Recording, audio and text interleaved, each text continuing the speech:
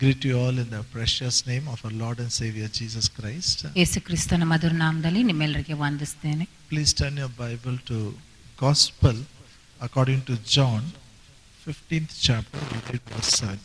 ದಯವಿಟ್ಟು ನಿಮ್ಮ ಸತ್ಯವೇದವನ್ನು ಯೋಹಾನ ಬರೆದ ಸುವಾರ್ತೆ 15ನೇ ಅಧ್ಯಾಯ 7ನೇ ವಚನ ಓದಿಕೊಳ್ಳೋಣ.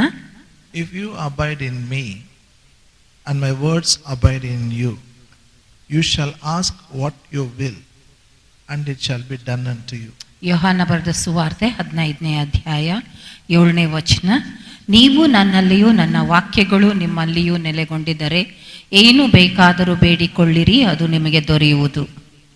Hallelujah. Hallelujah. So Saturdays I am teaching about answered prayers. ಶನಿವಾರ ದಿವಸ ಉತ್ತರಿಸಲ್ಪಟ್ಟಂತ ಪ್ರಾರ್ಥನೆ ಕುರಿತಾಗಿ ನಾ ಕಲಿಸ್ಕೊಡ್ತಾ ಇದ್ದೀನಿ. How to get answer for a prayer. ನಮ್ಮ ಪ್ರಾರ್ಥನೆಗಳಿಗೆ ಹೇಗೆ ಉತ್ತರ ಹೊಂದಿಕೊಳ್ಳುವಂಥದ್ದು.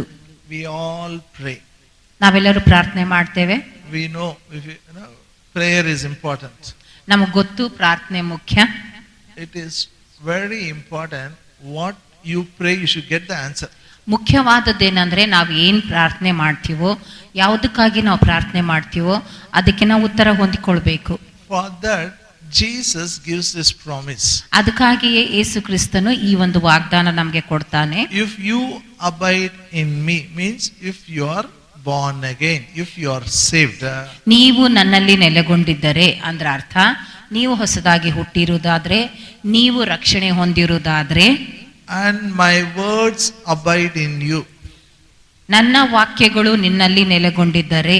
If we keep the word of God in our heart, ಯಾವಾಗ ನಾವು ದೇವರ ವಾಕ್ಯವನ್ನು ನಮ್ಮ ಹೃದಯದಲ್ಲಿ ಇಟ್ಕೊಳ್ತೇವೆ, Jesus said, you shall ask what you want, it shall be done unto you. ಯೇಸು ಸ್ವಾಮಿ ಹೇಳ್ತಾರೆ, ನೀವು ನಿಮಗೆ ಏನು ಬೇಕಾದರೂ ಬೇಡಿಕೊಳ್ಳ್ರಿ, ಅದು ನಿಮಗೆ ದೊರೆಯುವುದು. Hallelujah. Hallelujah. So Bible teaches us to pray. If you pray in this particular pattern, all our prayers will be answered. ಸತ್ಯವೇದ ನಮಗೆ ಹೇಳ್ತದೆ ನಾವು ಪ್ರಾರ್ಥನೆ ಮಾಡಬೇಕು, ಮತ್ತು ಈ ವಿಧಾನದಲ್ಲಿ ನಾವು ಪ್ರಾರ್ಥನೆ ಮಾಡಿದ್ರೆ ನಾವು ಯಾವುದಕ್ಕಾಗಿ ಪ್ರಾರ್ಥನೆ ಮಾಡ್ತೀವೋ ಅದಕ್ಕೆ ನಾವು ಉತ್ತರ ಹೊಂದ್ಕೊಳ್ತೀವಿ. And when we pray, when we get the answer, Jesus says, Father in heaven is glorified. ಯಾವಾಗ ನಾವು ಯಾವುದಕ್ಕಾದ್ರೂ ಪ್ರಾರ್ಥನೆ ಮಾಡ್ತೀವೋ ಆ ಪ್ರಾರ್ಥನೆಗೆ ನಮಗೆ ಉತ್ತರ ಸಿಗ್ತದೋ ಅವಾಗ ದೇವರಿಗೆ ಮಹಿಮೆ ಆಗ್ತದೆ. So God is more interested in answering our prayer. ಅಂದ್ರೆ ನಮ್ಮ ಪ್ರಾರ್ಥನೆಗೆ ಉತ್ತರ ಕೊಡುವಂತದ್ರಲ್ಲಿ ದೇವರಿಗೆ ಬಹಳ ಆಸಕ್ತಿ. By answering your prayer, he is glorified. ಅಂದ್ರೆ ನಮ್ಮ ಪ್ರಾರ್ಥನೆಗಳಿಗೆ ಉತ್ತರ ಕೊಡುವುದರ ಮೂಲಕ ದೇವರಿಗೆ ಮಹಿಮೆ ಆಗ್ತದೆ. One thing which really encourages me, if I pray and get the answer. ಒಂದು ವಿಷಯ ಯಾವುದು ನನಗೆ ಬಹಳ ಪ್ರೋತ್ಸಾಹ ಕೊಡ್ತದೆ ಏನಂದ್ರೆ ಯಾವಾಗ ನಾನು ಪ್ರಾರ್ಥನೆ ಮಾಡ್ತೀನಿ ಮತ್ತು ನನ್ನ ಪ್ರಾರ್ಥನೆಗೆ ಉತ್ತರ ಸಿಗ್ತದೆ. And the one thing which really discourages is you pray, you don't get. ಇನ್ನೊಂದು ಬಹಳ ನಿರಾಶೆಗೊಳಿಸುವಂತ ವಿಷಯ ಯಾವುದಂತಂದ್ರೆ ನಾ ಪ್ರಾರ್ಥನೆ ಮಾಡುವಂಥದ್ದು ಆದ್ರೆ ಉತ್ತರ ಸಿಗೋದಿಲ್ಲ. But the truth is God is good. ಆದ್ರೆ ಸತ್ಯ ಏನಂದ್ರೆ ದೇವರು ಒಳ್ಳೆಯ ಆತನ. He is always good. ಆತನು ಯಾವಾಗ್ಲೂ ಒಳ್ಳೆಯ ಆತನ. There is nothing wrong with God. ಅಂದ್ರೆ ದೇವರಿಂದ ಯಾವುದು ಸಮಸ್ಯೆನೇ ಇಲ್ಲ ಅಲ್ಲಿ. The problem is with us. ಆದ್ರೆ ಸಮಸ್ಯೆ ಇರುವಂತದ್ದು ನಮ್ಮೊಟ್ಟಿಗೆನೆ. We should pray as the Bible says, so we can get the answer. ನಾವು ಸತ್ಯವೇದ ಹೇಳುವ ಪ್ರಕಾರ ನಾವು ಪ್ರಾರ್ಥನೆ ಮಾಡಿದ್ರೆ ನಮ್ಮ ಪ್ರಾರ್ಥನೆಗೆ ಉತ್ತರ ಸಿಗ್ತದೆ. So I took a lot of time, made it as a few steps. ನಾನು ಎಷ್ಟೊಂದು ಸಮಯ ತಗೊಂಡು ಈ ಸಂದೇಶವನ್ನು ನಾನು ಹೆಜ್ಜೆಯಾಗಿ ಮಾಡಿದ್ದೆ. The first step to get answer for our prayers is, before you pray, you must be convinced God wants to answer your prayer. ಮೊಟ್ಟ ಮೊದಲೇದಾದಂತ ಹೆಜ್ಜೆ ನಮ್ಮ ಪ್ರಾರ್ಥನೆಗೆ ಉತ್ತರ ಸಿಗ್ಬೇಕಾದ್ರೆ ನಾವು ಮಾಡಬೇಕಾದದ್ದೇನೆಂದ್ರೆ ಪ್ರಾರ್ಥನೆ ಮಾಡೋಕ್ಕಿಂತ ಮುಂಚೆ ನಮಗೆ ಖಚಿತತೆ ಇರಬೇಕೇನೆಂದ್ರೆ ದೇವರು ನನ್ನ ಪ್ರಾರ್ಥನೆಗೆ ಉತ್ತರ ಕೊಡ್ತಾನೆ. God is my father. ದೇವರು ನನ್ನ ತಂದೆ. I am going to ask, he is going to answer. ನಾನು ಪ್ರಾರ್ಥನೆ ಮಾಡ್ತೇನೆ, ಆತ ನನಗೆ ನನ್ನ ಪ್ರಾರ್ಥನೆಗೆ ಉತ್ತರ ಕೊಡ್ತಾನೆ. With this confidence we should go for prayer. ಈ ಒಂದು ಭರವಸೆಯಿಂದನೇ ನಾವು ಪ್ರಾರ್ಥನೆ ಮಾಡ್ಲಿಕ್ಕೆ ಹೋಗ್ಬೇಕು. We should not go to prayer with a doubt whether God will answer me or not. ಒಂದು ಸಂಶಯ ಒಟ್ಟಿಗೆ ನಾವು ಪ್ರಾರ್ಥನೆ ಮಾಡ್ಲಿಕ್ಕೆ ಹೋಗ್ಬಾರ್ದು. ನಾನು ಪ್ರಾರ್ಥನೆ ಮಾಡಿದಾಗ ದೇವ್ರು ನನ್ನ ಪ್ರಾರ್ಥನೆಗೆ ಉತ್ತರ ಕೊಡ್ತಾನೋ ಇಲ್ಲೋ ಅನ್ನುವಂತ ಸಂಶಯ ಇರಬಾರ್ದು. No, no. We should go with confidence. ಒಂದು ಭರವಸೆಯಿಂದನೇ ನಾವು ಪ್ರಾರ್ಥನೆ ಮಾಡ್ಲಿಕ್ಕೆ ಹೋಗ್ಬೇಕು. And the second thing is, you must decide what you want on prayer based on the scriptures. ಎರಡನೇ ವಿಷಯ ಏನಂದ್ರೆ, ಯಾವ ಕುರಿತಾಗಿ ನಾವು ಪ್ರಾರ್ಥನೆ ಮಾಡ್ತೀವಲ್ಲ ಆ ಪ್ರಾರ್ಥನೆಯನ್ನು ದೇವರ ವಾಕ್ಯದ ಅನುಸಾರವಾಗಿ ನಾವು ಪ್ರಾರ್ಥನೆ ಮಾಡಬೇಕು. Before you pray only, you should decide what scriptures you are going to use. ಪ್ರಾರ್ಥನೆ ಮಾಡೋಕ್ಕಿಂತ ಮುಂಚೆನೆ ನೀವು ನಿರ್ಧಾರ ಮಾಡಬೇಕು ಯಾವ ವಾಕ್ಯದ ಒಟ್ಟಿಗೆ ನಾವು ಪ್ರಾರ್ಥನೆ ಮಾಡಬೇಕೆಂಬುದಾಗಿ. Prayer is not closing eyes and just talking. ಪ್ರಾರ್ಥನೆ ಅನ್ನುವಂಥದ್ದು ಸುಮ್ಮನೆ ಕಣ್ಣು ಮುಚ್ಚಿ ಏನೋ ಮಾತಾಡುವಂಥದ್ದಲ್ಲ. Whatever I want, I'll tell God. That is not prayer. ಏನ್ ಬೇಕದು ನಾನು ದೇವರೊಟ್ಟಿಗೆ ಹೇಳ್ತೇನೆ ಅಂತ ಅನ್ನುವಂಥದ್ದಲ್ಲ. Prayer is the time we should take the word of God and pray. ಪ್ರಾರ್ಥನೆ ಅನ್ನುವಂಥದ್ದು ಆ ಸಮಯವಾಗಿದೆ, ನಾವು ದೇವರ ವಾಕ್ಯವನ್ನು ತೆಗೆದುಕೊಂಡು ದೇವರಿಗೆ ಪ್ರಾರ್ಥನೆ ಮಾಡುವಂಥದ್ದು. So these two things you should do before you do an act of prayer. ಈ ಎರಡು ವಿಷಯಗಳನ್ನು ನಾವು ಪ್ರಾರ್ಥನೆ ಮಾಡೋಕ್ಕಿಂತ ಮುಂಚೆನೆ ಇದನ್ನು ನಾವು ಸಿದ್ಧಪಡಿಸಿಕೊಳ್ಬೇಕು. And the third step is, how do we pray? ಮೂರನೇ ಹೆಜ್ಜೆ ಏನಂದ್ರೆ, ಹೇಗೆ ನಾವು ಪ್ರಾರ್ಥನೆ ಮಾಡಬೇಕು. The act of prayer is, when you pray, believe you are received it, then you will have it. ಪ್ರಾರ್ಥನೆ ಮಾಡುವಂತ ವಿಧಾನ ಏನಂದ್ರೆ, ನೀವು ಹೀಗೆ ಪ್ರಾರ್ಥನೆ ಮಾಡಬೇಕು, ಆಗಲೇ ನಿಮಗೆ ಉತ್ತರ ಸಿಕ್ಕಿದೆ ಎಂಬುದಾಗಿ, ಅವಾಗ ನಿಮಗೆ ಉತ್ತರ ಸಿಗ್ತದೆ. Hallelujah. Hallelujah. Then you say Amen. ಆಮೇಲೆ ನೀವು ಆಮೇನ್ ಅಂತ ಹೇಳ್ತೀರಾ. After Amen, you should not forget about your prayer. ಈಗ ಪ್ರಾರ್ಥನೆ ಮಾಡಿ ಆಮೇನ್ ಅಂತೀವಲ್ಲ, ಅಂದ್ಮೇಲೆ ನಾವು ಪ್ರಾರ್ಥನೆ ಕುರಿತಾಗಿ ಮರ್ತು ಹೋಗ್ಬಾರ್ದು. Sometimes we remember, a long time ago I prayed, today God answered. Even I forgot, but God answered me. ನಾವು ಒಮ್ಮೊಮ್ಮೆ ಹೇಳ್ತೀವಿ ಅಂದ್ರೆ, ಎಷ್ಟೋ ವರ್ಷದ ಹಿಂದೆ ನಾ ಪ್ರಾರ್ಥನೆ ಮಾಡಿದೆ, ಈಗ ನನಗೆ ಪ್ರಾರ್ಥನೆಗೆ ಉತ್ತರ ಸಿಕ್ತು, ನಾನು ಪ್ರಾರ್ಥನೆ ಮಾಡಿದೆ, ಆದ್ರೆ ದೇವ್ರು ಮಾತ್ರ ನನ್ನ ಪ್ರಾರ್ಥನೆಗೆ ನೆನ್ಪಿಟ್ಕೊಂಡಿದ್ದಾನ, ಮರ್ತು ಹೋಗಿಲ್ಲಲ್ಲ ಅಂತ ನಾವು ಹೇಳೋದಲ್ಲ. I forgot. ನಾನ್ ಮರ್ತೆ, ಆದ್ರೆ ದೇವ್ರು ಮರ್ತು ಹೋಗಿಲ್ಲ. That is why it took a long time. ಆ ತರ ನಾವ್ ಹೇಳ್ಬಾರ್ದು, ಯಾಕಂದ್ರೆ ಅದೇ ಒಂದು ಕಾರಣದಿಂದನೇ ಪ್ರಾರ್ಥನೆ ಉತ್ತರ ಬಹಳ ತಡವಾಗಿ ಬಂತು. After you say Amen, what you do is very important. ಪ್ರಾರ್ಥನೆ ಮಾಡಿ ಆಮೇನ್ ಅಂತ ಹೇಳಿದ ಮೇಲೆ ನೀವೇನ್ ಮಾಡ್ತೀರೋ ಅದು ಬಹಳ ಮುಖ್ಯ. Every thought, every desire which comes in your mind, you should make sure it is in line with the prayer what you have made. ಪ್ರತಿ ಒಂದೊಂದು ಯೋಚನೆ, ಪ್ರತಿ ಒಂದೊಂದು ಪ್ರಾರ್ಥನೆ ವಿಜ್ಞಾಪನೆ ಯಾವುದು ನಿಮ್ಮ ಮನಸ್ಸಿನಲ್ಲಿ ಬರ್ತದೋ ಅದು ದೇವರ ವಾಕ್ಯದ ಅನುಸಾರವಾಗಿಯೇ ಇರಬೇಕು.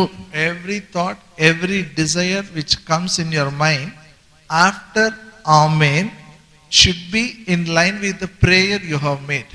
ಈಗ ಮುಂದಿನ ಹೆಜ್ಜೆ ಏನಂದ್ರೆ, ಯಾವ ಯಾವ ಯೋಚನೆಗಳು ಪ್ರಾರ್ಥನೆ ಮಾಡಿದ್ಮೇಲೆ ಅಥವಾ ಯಾವ ಆಸೆಗಳು ಬರ್ತಾವೋ ಅವೆಲ್ಲ ದೇವರ ವಾಕ್ಯದ ಅನುಗುಣವಾಗಿ ಇರಬೇಕು. You should not allow thoughts of fear, doubt and worry in the mind.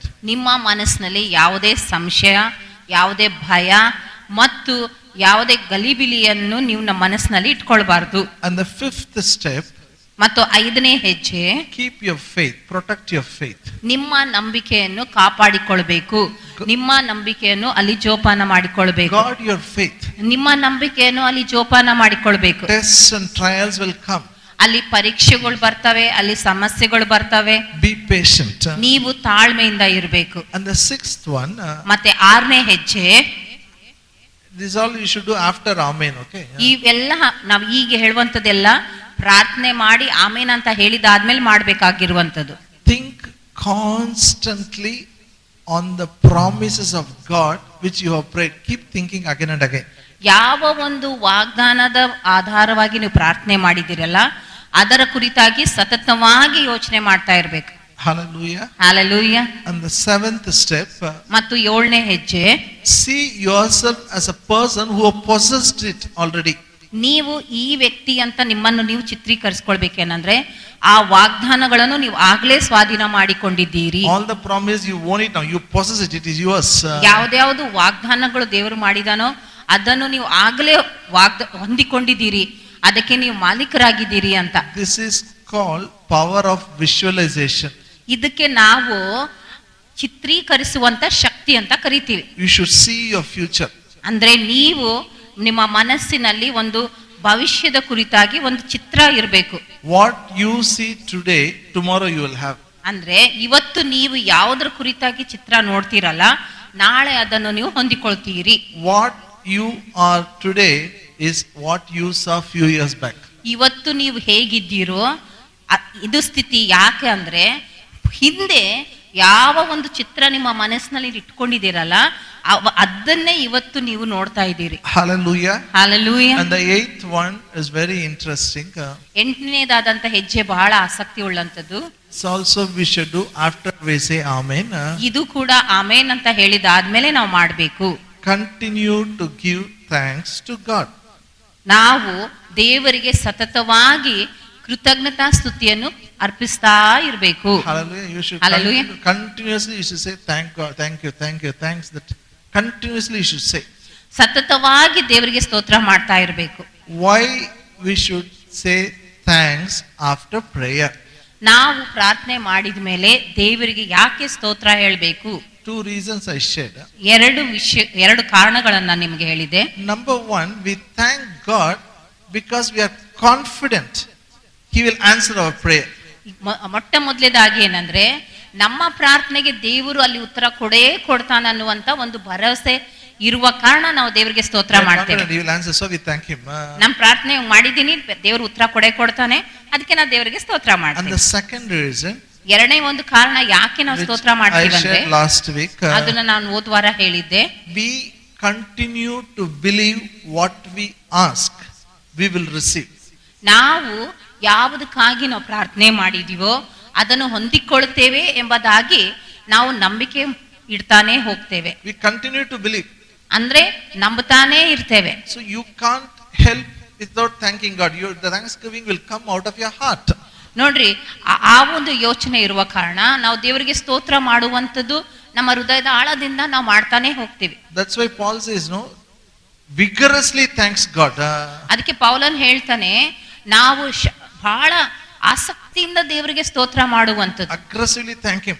ಬಹಳ ಶಕ್ತಿಯುತವಾಗಿ ಭರವಸೆಯಿಂದ ನಾವು ದೇವರಿಗೆ ಸ್ತೋತ್ರ ಮಾಡುವಂತದ್ದು. And the third one, why we have to thank God after prayer. ಮೂರನೇ ಒಂದು ಕಾರಣ ಯಾಕೆ ನಾವು ಪ್ರಾರ್ಥನೆ ಆದ್ಮೇಲೆ ದೇವರಿಗೆ ಸ್ತೋತ್ರ ಮಾಡಬೇಕು. The third step reason is, when you think of God's goodness and greatness, there is a constant outflow of thanksgiving and praise. ಮೂರನೇ ಒಂದು ಕಾರಣ ಯಾಕೆ ನಾವು ದೇವರಿಗೆ ಸ್ತೋತ್ರ ಮಾಡಬೇಕು ಅಂದ್ರೆ, ಯಾವಾಗ ನಾವು ದೇವರಿಗೆ ಸ್ತೋತ್ರ ಮಾಡ್ತಾ ಇರ್ತೀವಿ ಅಂದ್ರೆ ದೇವರ ಒಳ್ಳೆತನದ ಕುರಿತಾಗಿ ನಾವು ನೆನೆಸ್ತಾ ಆತನಿಗೆ ಸ್ತೋತ್ರ ಮಾಡ್ತೇವೆ. Say goodness, greatness. ಒಳ್ಳೆತನ ಮತ್ತು ದೊಡ್ಡಸ್ತಿಕೆ. After you say amen, only the job begins. ಈಗ ನೀವು ಪ್ರಾರ್ಥನೆ ಮಾಡಿದ್ದು ಆದ್ಮೇಲೆ ಆಮೇನ್ ಅಂತ ಹೇಳ್ತೀರಲ್ಲ, ಆಮೇಲೆ ಆದ್ಮೇಲೆ ಇವೆಲ್ಲ ಕೆಲಸಗಳಲ್ಲಿ ಶುರು ಆಗ್ತವೆ. You have to meditate on God's goodness and greatness. ದೇವರ ಒಳ್ಳೆತನ ಮತ್ತು ದೇವರ ದೊಡ್ಡತನ ಅದರ ಕುರಿತಾಗಿ ನೀವು ಧ್ಯಾನ ಮಾಡಬೇಕು. Greatness means ಸರ್ವಶಕ್ತನ. He is Almighty God. ಅಲ್ಲಿ ದೊಡ್ಡತನ ಅಂತಂದಾಗ ದೇವರು ಸರ್ವಶಕ್ತನು ಎಂಬುದಾಗಿ. He is great. ಆತನು ದೊಡ್ಡಾತನು. Nothing is impossible for Him. ಆತನಿಂದ ಯಾವುದು ಅಸಾಧ್ಯ ಇಲ್ಲ. Hallelujah. Hallelujah. See, if He is great, if He is not good, no use. ಈಗ ದೇವರು ದೊಡ್ಡಾತನಾಗಿದ್ದಾನೆ, ಆದ್ರೆ ಆತನ ಒಳ್ಳೆಯವನು ಇಲ್ಲ ಅಂದ್ರೆ ಏನು ಉಪಯೋಗ ಇಲ್ಲ. He is great also, good also. ಆತನು ಬಹಳ ಶಕ್ತಿಶಾಲಿ ಮತ್ತು ಆತನು ಅಲ್ಲಿ ಒಳ್ಳೆ ಆತನು ಕೂಡ. If He is good and if He is not great also, no use. ಈಗ ಆತನು ಒಳ್ಳೆ ಅವನಾಗಿದ್ದಾನೆ, ಆದ್ರೆ ಆತನು ಶಕ್ತಿಶಾಲಿ ಇಲ್ಲ ಅಂದ್ರೆ ಏನು ಉಪಯೋಗ ಇಲ್ಲ. Our Father is great and good. ಆದ್ರೆ ನಮ್ಮ ತಂದೆ ಆತನು ಅಲ್ಲಿ ಒಳ್ಳೆ ಆತನು ಕೂಡ ಮತ್ತು ಶಕ್ತಿಶಾಲಿ ಕೂಡ.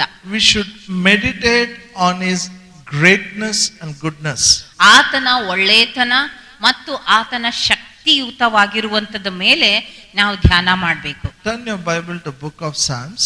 ನಿಮ್ಮ ಸತ್ಯವೇದವನ್ನು ಕೀರ್ತನೆಗೆ ತಿರುಗಿಸ್ರಿ. 106 106 verse 1. ಕೀರ್ತನೆ 106 1ನೇ ವಚನ.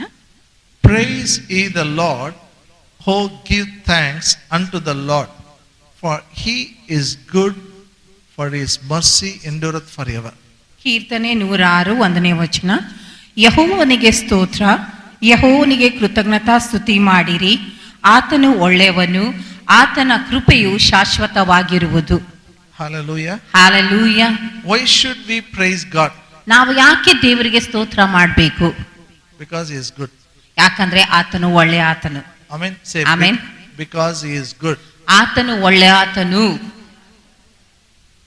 When you understand it, you can't stop praising him. ಯಾವಾಗ ನಾವು ಆತನ ಒಳ್ಳೆತನವನ್ನು ಅರ್ಥ ಮಾಡಿಕೊಳ್ತೀವೋ, ನಾವು ಆತನಿಗೆ ಸ್ತೋತ್ರ ಮಾಡುವಂಥದ್ದನ್ನು ನಿಲ್ಲಿಸುವುದೇ ಇಲ್ಲ. Have you ever seen a person who is unable to praise God, thank God, clap, nothing he can do? Have you ever seen? ಈಗ ಯಾರಾದ್ರೂ ಒಬ್ಬ ವ್ಯಕ್ತಿ ದೇವರಿಗೆ ಸ್ತೋತ್ರನೇ ಮಾಡ್ತಾ ಇಲ್ಲ, ದೇವರಿಗೆ ಕೃತಜ್ಞತೆ ಸಲ್ಲಿಸ್ತಾ ಇಲ್ಲ, ಏನು ಮಾಡ್ತಾ ಇಲ್ಲ ಅಂತ ವ್ಯಕ್ತಿನ ನೀವು ನೋಡಿದ್ದೀರಾ? We all will be clapping, jumping and dancing. That person will be like odd man out. ಈಗ ನಾವೆಲ್ಲರೂ ದೇವರಿಗೆ ಸ್ತೋತ್ರ ಮಾಡ್ತಾ ಇರ್ತೀವಿ, ಚಪ್ಪಳೆ ಹೊಡಿತೀವಿ, ಅಲ್ಲಿ ನಾಟ್ಯ ಮಾಡ್ತಿರ್ತೀವಿ. ಆದ್ರೆ ಆ ವ್ಯಕ್ತಿ ಸುಮ್ಮನೆ ಏನು ಅಸರ್ ಇರ್ಲಾರ್ದಂಗ್ ನಿಂತ್ಕೊಂಡ್ ಬಿಟ್ಟಿರ್ತಾನೆ. But big Bible they will have in hand. ಅವ್ರಿಗೆ ದೊಡ್ಡ ಬೈಬಲ್ ಕೈಯಲ್ಲಿ ಇಟ್ಕೊಂಡಿರ್ತಾರೆ. But they can't smile. ಅವರು ಮುಖದ ಮೇಲೆ ಮುಗುಳ್ ನಗುನು ಇರಂಗಿಲ್ಲ. They can't praise. ಅವ್ರು ಸ್ತೋತ್ರನೂ ಮಾಡಲ್ಲ. They can't sing songs.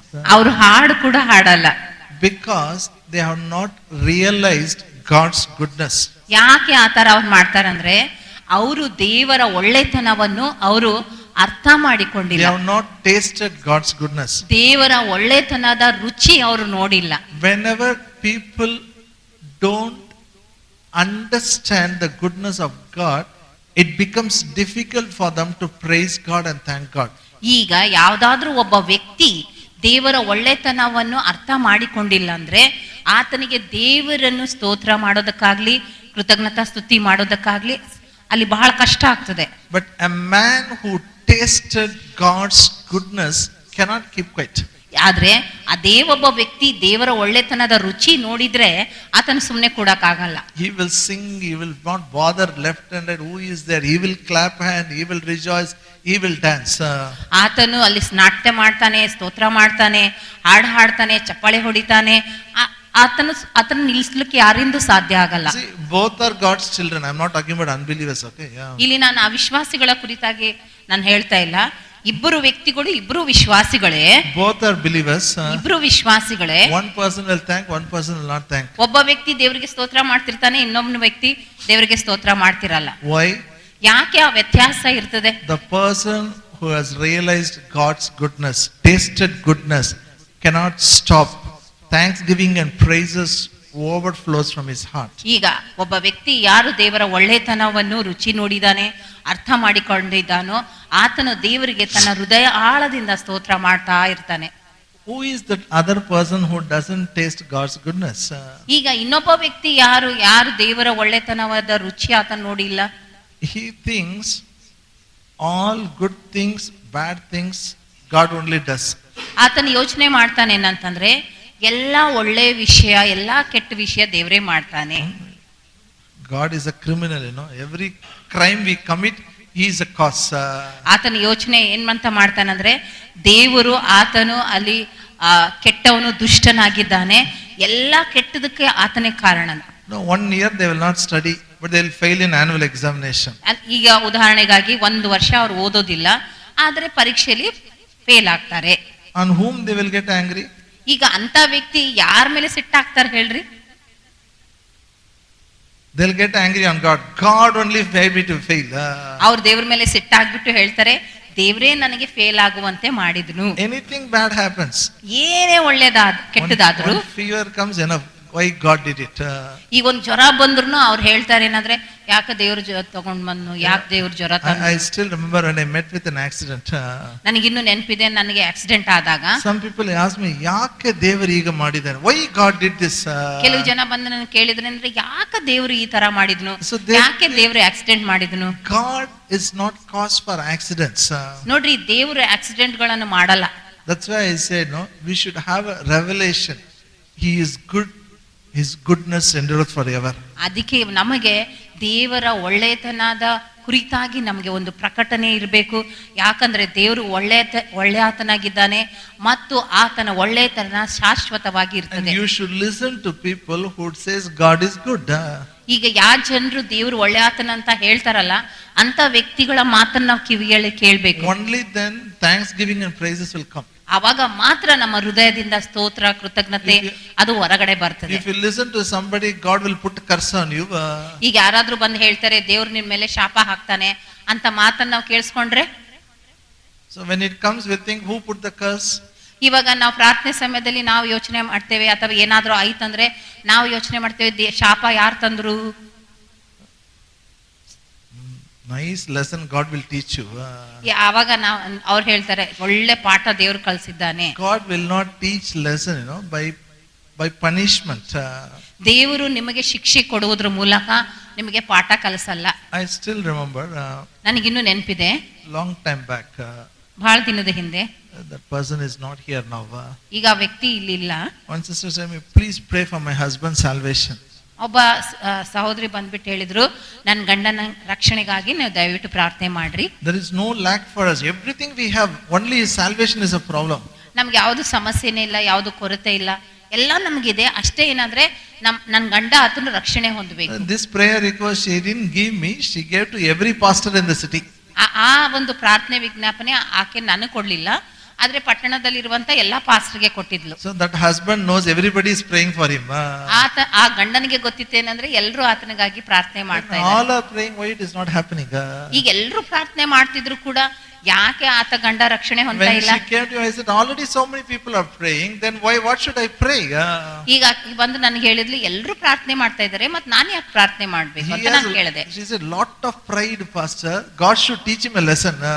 ಈಗ ಅವಾಗ ಆಕೆ ಹೇಳ್ತಾ ಇದ್ಲೇನಂತಂದ್ರೆ ಆತನಿಗೆ ತುಂಬಾ ಗರ್ವ ಇದೆ, ದೇವರು ಏನಾದ್ರೂ ಆತನಿಗೆ ಪಾಠ ಕಲಿಸ್ಬೇಕು. Maybe one leg should break, then he will remember. ಆತನಿಗೆ ಕಾಲನ ಮುರಿಬೇಕು ದೇವರು, ಅವಾಗ ಆತನಿಗೆ ಚೆನ್ನಾಗಿ ಅರ್ಥ ಆಗ್ತದೆ. Hello. We think sometimes God is like us. ನಾವೊಮ್ಮೆ ಅನ್ಕೊಳ್ತೀವಿ ದೇವ್ರು ನಮ್ ತರಾನೇ ಇದ್ದಾರೆ ಅಂತ. We teach lesson, then they will learn. ಈಗ ಅವ್ರಿಗೆ ಪಾಠ ಕಲಿಸಿದ್ರೆ ಅವಾಗ ಅವ್ರ ಪಾಠ ಕಲಿತಾರ ಅಂತ ನಾವ್ ಅನ್ಕೊಳ್ತೀವಿ. Come with me, Romans 2nd chapter. ನನ್ನೊಟ್ಟಿಗೆ ರೋಮಪುರದವ್ರಿಗೆ ಬರೆದ ಪತ್ರಿಕೆ 2ನೇ ಅಧ್ಯಾಯಕ್ಕೆ ಬನ್ರಿ. Verse 4. 4ನೇ ವಚನ.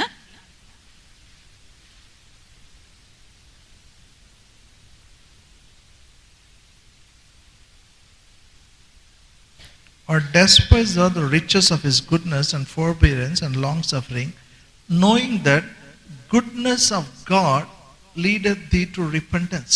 ರೋಮಪುರದವರಿಗೆ ಬರೆದ ಪತ್ರಿಕೆ 2ನೇ ಅಧ್ಯಾಯ 4ನೇ ವಚನ. ಆತನ ಅಪಾರವಾದ ದಯೆ ಸಹನ ದೀರ್ಘ ಶಾಂತಿಯನ್ನು ಅಸಡ್ಡೆ ಮಾಡಿದೀಯಾ? ಮನುಷ್ಯನು ಬೇರೆ ಮಾಡಿಕೊಳ್ಳುವುದಕ್ಕೆ ದೇವರ ಉಪಕಾರವು ನಿನ್ನನ್ನು ಪ್ರೇರಿಸುತ್ತದೆಂಬುದು ನಿನಗೆ ಗೊತ್ತಿಲ್ಲವೇ? Here it says, goodness of God leadeth to repentance. ಇಲ್ಲಿ ವಾಕ್ಯ ಹೇಳ್ತದೇನಂತಂದ್ರೆ ದೇವರ ಒಳ್ಳೆತನವು ನಿನಗೆ ಪಶ್ಚಾತ್ತಾಪ ತೆಗೆದುಕೊಂಡು ಬರ್ತದೆ. Say, goodness of God leads to repentance. ಎಲ್ಲರೂ ನನ್ನೊಟ್ಟಿಗೆ ಹೇಳಿ, ದೇವರ ಒಳ್ಳೆತನ ಪಶ್ಚಾತ್ತಾಪದ ಕಡೆ ನಡೆಸ್ತದೆ.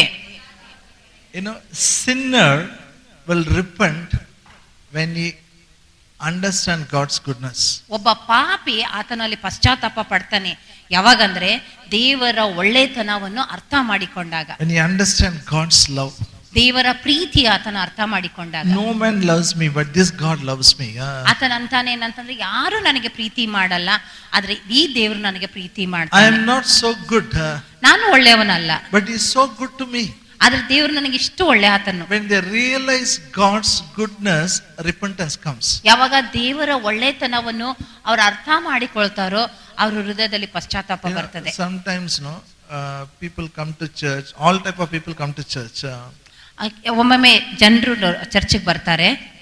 And when they come also they drink. ಅವ್ರ ಸಭೆ ಚರ್ಚಿಗೆ ಬಂದಾಗ್ನೂ ಅವ್ರು ಕುಡಿತಾ ಇರ್ತಾರೆ. People come and give complaint to me. He is drinking and coming, don't allow him inside. ಕೆಲವು ಜನರು ಬಂದ್ಬಿಟ್ಟು ನನಗೆ ದೂರು ಹೇಳ್ತಾರೆ, ಏನಂದ್ರೆ ಆತ ಕುಡಿದು ಚರ್ಚಿಗೆ ಬರಾಕತ್ತಾನ, ಅದಕ್ಕೆ ಆತನಿಗೆ ಚರ್ಚ್ನಲ್ಲಿ ಅನುಮತಿ ಕೊಡಬೇಡ. One person drinks and comes, what will happen to our church name? ಈಗ ಯಾರಾದ್ರೂ ಕುಡಿದು ಚರ್ಚಿಗೆ ಬಂದ್ರೆ ನಮ್ಮ ಚರ್ಚಿನ ಹೆಸರು ಏನಾಗ್ತದೆ? If they don't come to church, where else they will go? ಈಗ ಅಂತ ವ್ಯಕ್ತಿ ಚರ್ಚಿಗೆ ಬರ್ಲಿಲ್ಲ ಅಂದ್ರೆ ಎಲ್ಲಿ ಹೋಗ್ತಾರೆ ಹೇಳ್ರಿ? But let them come. ಅವ್ರ ಚರ್ಚಿಗೆ ಬರ್ಲಿ. Goodness of God will lead them to repent. ದೇವರ ಒಳ್ಳೆತನ ಅವ್ರಿಗೆ ಪಶ್ಚಾತ್ತಾಪದ ಕಡೆ ನಡೆಸ್ತದೆ. All they need is not punishment. They no need to teach a lesson for them. They have to get a revelation how good is this God. ಅವರಿಗೆ ಬೇಕಾದದ್ದು ಒಂದೇ ಒಂದು ಏನಂತಂದ್ರೆ ಅಲ್ಲಿ ದೇವರ ಒಳ್ಳೆತನದ ಒಂದು ಪ್ರಕಟಣೆ. ಅವ್ರಿಗೇನು ಶಿಕ್ಷೆ ಆಗ್ಲಿ ಏನು ಬೇಕಾಗಿಲ್ಲ. There are so many scriptures in the Bible. Bible ನಲ್ಲಿ ಎಷ್ಟೊಂದು ವಾಕ್ಯಗಳಿದಾವೆ. So many scriptures. ಎಷ್ಟೊಂದು ವಾಕ್ಯಗಳು. It says goodness of God makes a man to praise. ದೇವರ ಒಳ್ಳೆತನವು ಒಬ್ಬ ಮನುಷ್ಯನಿಗೆ ದೇವರಿಗೆ ಸ್ತೋತ್ರ ಮಾಡುವಂತೆ ಮಾಡ್ತದೆ. Psalm 107 ಕೀರ್ತನೆ 107 8ನೇ ವಚನ. ಕೀರ್ತನೆ 107 8ನೇ ವಚನ.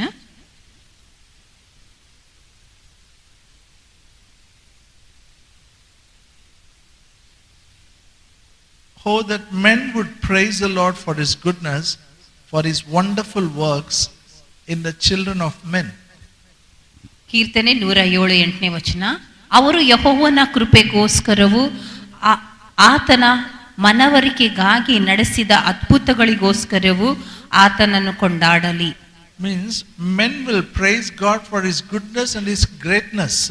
ಅಲ್ಲಿ ಜನರು ದೇವರ ಒಂದು ಒಳ್ಳೆತನ ಮತ್ತು ದೇವರ ಒಂದು ಶ್ರೇಷ್ಠತೆಗಾಗಿ ಆತನನ್ನು ಸ್ತೋತ್ರ ಮಾಡಲಿ. For the wonderful works they will praise him. ಯಾಕಂದ್ರೆ ದೇವರು ಅದ್ಭುತ ಕಾರ್ಯಗಳನ್ನು ಮಾಡಿದ್ದಾನೆ, ಅದಕ್ಕಾಗಿ ಆತನಿಗೆ ಸ್ತೋತ್ರ ಮಾಡಲಿ. Psalm 118 ಕೀರ್ತನೆಗಳು 118 verse 29 29ನೇ ವಚನ. Oh, give thanks unto the Lord, for his good, for his mercy endureth forever. ಕೀರ್ತನೆಗಳು 118 29ನೇ ವಚನ. ಯೆಹೋವನಿಗೆ ಕೃತಜ್ಞತಾ ಸ್ತುತಿ ಮಾಡಿರಿ, ಆತನು ಒಳ್ಳೆಯವನು, ಆತನ ಕೃಪೆಯು ಶಾಶ್ವತವಾದದ್ದು. Hallelujah. Hallelujah. Say in English, oh, give thanks unto the Lord, he is good, his mercy endures forever. ಯೆಹೋವನಿಗೆ ಕೃತಜ್ಞತಾ ಸ್ತುತಿ ಮಾಡಿರಿ, ಆತನು ಒಳ್ಳೆಯವನು, ಆತನ ಕೃಪೆಯು ಶಾಶ್ವತವಾಗಿದೆ. You know, in Psalms 107 Bible says we have to tell this with our mouth. ಕೀರ್ತನೆ 107ರಲ್ಲಿ ಹೇಳ್ತದೆ ಏನಂದ್ರೆ ಇದನ್ನು ನಾವು ಬಾಯಿ ತೆಗೆದು ನಮ್ಮ ಬಾಯಿಂದ ಹೇಳಬೇಕು. You know, it's not once, you know, many times. Even another verse, Psalm 136, in the same scripture is written, oh, give thanks to the Lord, he is good, his mercy endures forever. ಅಲ್ಲಿ ಬರೇ ಇಲ್ಲೇ ಅಲ್ಲ, ಎಷ್ಟೊಂದು ವಾಕ್ಯಗಳಲ್ಲಿ ಕೀರ್ತನೆ 136ರಲ್ಲಿ ಕೂಡ ಬರ್ತದೆ ಏನಂದ್ರೆ ದೇವರಿಗೆ ಕೃತಜ್ಞತಾ ಸ್ತುತಿ ಮಾಡಿರಿ, ಆತನು ಒಳ್ಳೆಯವನು, ಆತನ ಕೃಪೆಯು ಶಾಶ್ವತವಾಗಿದೆ. I was just preparing this message. ನಾನು ಈ ವಾಕ್ಯವನ್ನು ನನ್ನ ಸಿದ್ಧತೆ ಮಾಡುವಾಗ if I have to thank God, for what I should thank? ಈಗ ನಾನು ದೇವರಿಗೆ ಸ್ತೋತ್ರ ಮಾಡ್ಬೇಕಂದ್ರೆ ಯಾವುದಕ್ಕಾಗಿ ದೇವರಿಗೆ ಸ್ತೋತ್ರ ಮಾಡಬೇಕು? I can't imagine. There is no count.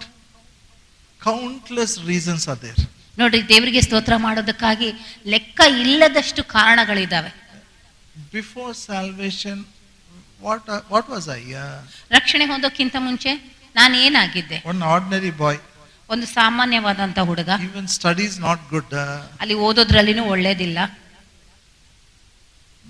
Nothing. There's no future. Nobody to help. ಯಾವುದೇ ಒಂದು ಭವಿಷ್ಯ ಇರಲಿಲ್ಲ, ಯಾರು ಸಹಾಯಕ್ಕಾಗಿ ಕೂಡ ಇರಲಿಲ್ಲ.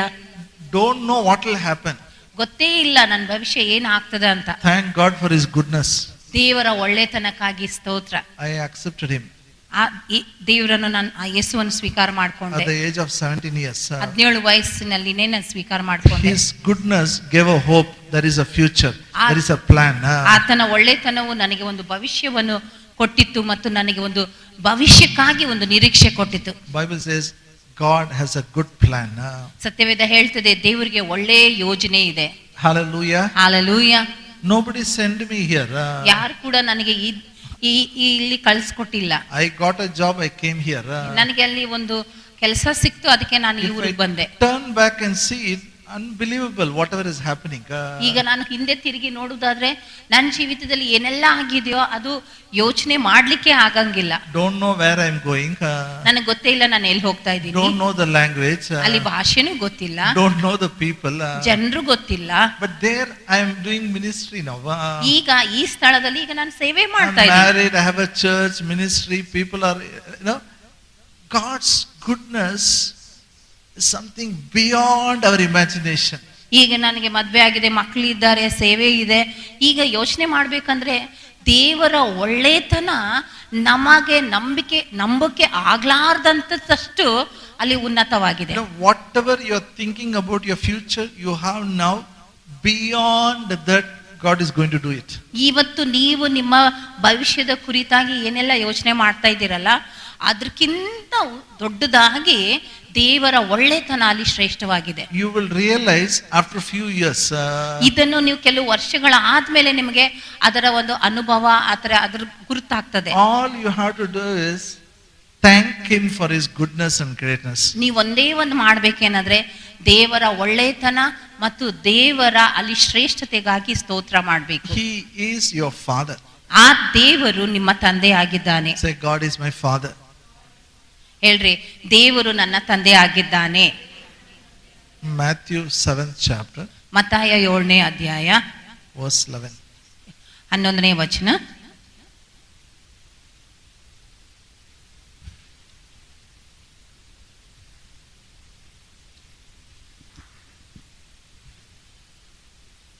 ಮತ್ತಾಯ 7:11ನೇ ವಚನ.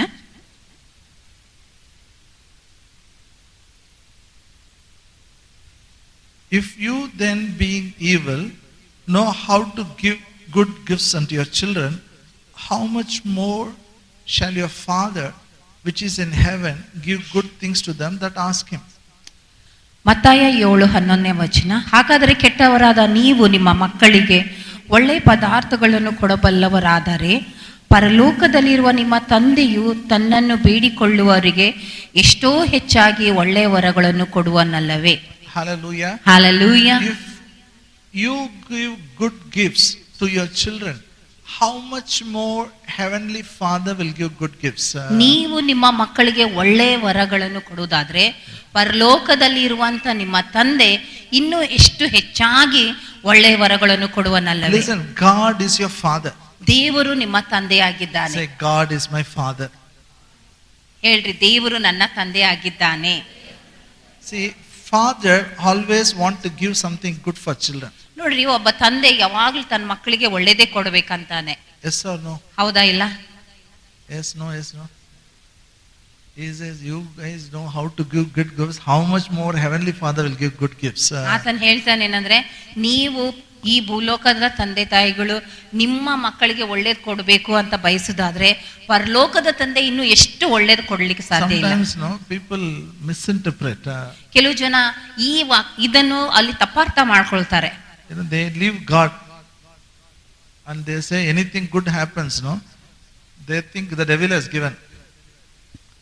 ಈಗ ಅಲ್ಲಿ ದೇವರ ಬಗ್ಗೆ ಬಿಟ್ಬಿಟ್ಟು ಅವ್ರು ಹೇಳ್ತಾರೆ ಏನಾದ್ರೂ ಒಳ್ಳೇದಾಯ್ತಂದ್ರೆ ಅಲ್ಲಿ ಸೈತಾನನೇ ಅದನ್ನು ಮಾಡಿದಾನೆ. See, television came, no? Devil only gave television. ಈಗ ಟೆಲಿವಿಷನ್ ಬಂತಲ್ಲ, ಅಲ್ಲಿ ಸೈತಾನನೇ ಟೆಲಿವಿಷನ್ ಕೊಟ್ಟನು. Before television he was nice. After television he became worst. ಈಗ ಟೆಲಿವಿಷನ್ ಬರೋಕ್ಕಿಂತ ಮುಂಚೆ ಒಳ್ಳೆ ವ್ಯಕ್ತಿಯಾಗಿದ್ದ, ಈಗ ಟೆಲಿವಿಷನ್ ಬಂದ ಮೇಲೆ ಆತನ ಕೆಟ್ಟವನ ಆದ. Before buying vehicle, no, he was very nice, healthy. ಈಗ ಅಲ್ಲಿ ಗಾಡಿ ಬರೋಕ್ಕಿಂತ ಮುಂಚೆ ಆತನ ಚೆನ್ನಾಗಿದ್ದ, ಅಲ್ಲಿ ಆರೋಗ್ಯದಿಂದಿದ್ದ. After buying vehicle only he is spoiled.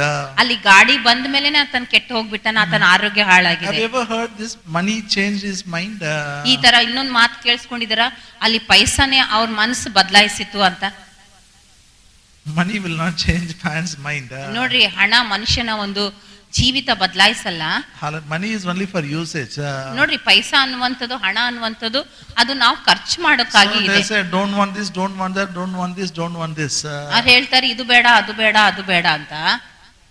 All good gifts comes from God. ಎಲ್ಲಾ ಒಳ್ಳೆ ವಿಷಯಗಳು ದೇವರಿಂದನೇ ಬರ್ತವೆ. Don't worry what you should wear, what you should eat, what you should drink. ಅದಕ್ಕೆ ಆತನ ಹೇಳ್ತಾನೆ, ನೀವ್ ಏನ್ ಊಟ ಮಾಡ್ಬೇಕು, ಏನ್ ಕುಡಿಬೇಕು, ಏನ್ ತೊಟ್ಕೊಳ್ಬೇಕು, ಬಟ್ಟೆ ಹಾಕೋಬೇಕಂತ ಚಿಂತೆ ಮಾಡಬೇಡ್ರಿ. He says, your heavenly Father knows what you should eat. He knows to feed you. He knows to clothe you. ನಿಮ್ಮ ಪರಲೋಕದ ತಂದೆ ಗೊತ್ತು ನೀವು ಏನು ಊಟ ಮಾಡಬೇಕು, ಏನು ಕುಡಿಬೇಕು, ಏನು ಬಟ್ಟೆ ಹಾಕೋಬೇಕೆಂಬುದಾಗಿ. He says he clothes the lily of the valley more beautiful than the King Solomon. ಆತನು ಹೇಳ್ತಾನೇನಂದ್ರೆ ತೋಟದಲ್ಲಿ ಇರುವಂತ ಹೂಗಳನ್ನು ದೇವರು ಎಷ್ಟು ಸುಂದರವಾಗಿ ಅಲ್ಲಿ ಬಟ್ಟೆ ಧರಿಸ್ತಾನಲ್ಲ, ಅವು ಎಷ್ಟು ಸುಂದರವಾಗಿದ್ದೇವೆ ಅಂದ್ರೆ ಸೊಲೊಮೋನ್ ಅರಸನ ಅರಮನೆ ಅಲ್ಲಿ ಇರೋದಕ್ಕಿಂತ ಸುಂದರವಾಗಿ ದೇವರು ಅವರನ್ನು Better ಮಾಡಿದ್ದಾರೆ. than Solomon garment itself. What our Father does decoration in nature. ಈಗ ಅಲ್ಲಿ ಸೊಲೊಮೋನ್ ಅರಸನು ಏನ್ ಬಟ್ಟೆ ಹಾಕೋತಾನಲ್ಲ ಅದಕ್ಕಿಂತ ಬಹಳ ಉತ್ತಮವಾಗಿ ದೇವರು ತೋಟದಲ್ಲಿರುವಂತ ಹೂಗಳನ್ನು ಅಲ್ಲಿ ಬಟ್ಟೆ ತೊಡಿಸ್ತಾನೆ. Do you believe heavenly Father will clothe you? ಅದೇ ರೀತಿಯಲ್ಲಿ ನೀವು ನಂಬ್ತೀರಾ ದೇವ್ರು ನಿಮ್ಗೆ ಬಟ್ಟೆ ಧರಿಸ್ತಾನಂತ? If you believe, you will not waste time. ನೀವು ಆತರ ನಂಬುದಾದ್ರೆ ನೀವು ಅಲ್ಲಿ ಸಮಯ ವ್ಯರ್ಥ ಮಾಡಲ್ಲ. Your shopping is very easy.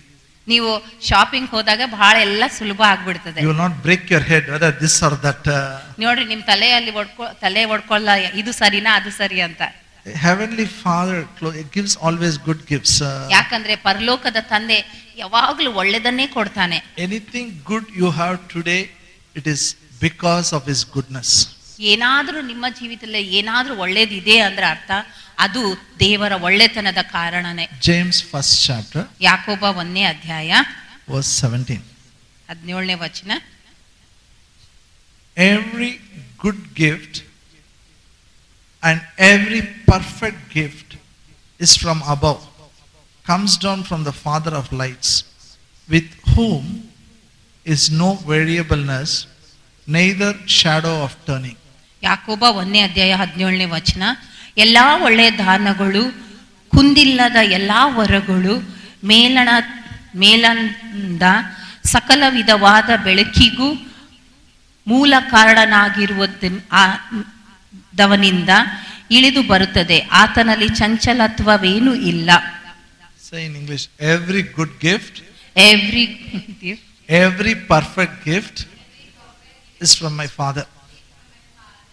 ಎಲ್ರು ನನ್ನೊಟ್ಟಿಗೆ ಹೇಳ್ರಿ, ಎಲ್ಲಾ ಒಳ್ಳೆ ದಾನಗಳು, ಎಲ್ಲಾ ಒಳ್ಳೆ ವರಗಳು ನನ್ನ ತಂದೆಯಿಂದಲೇ ಬಂದಿವೆ.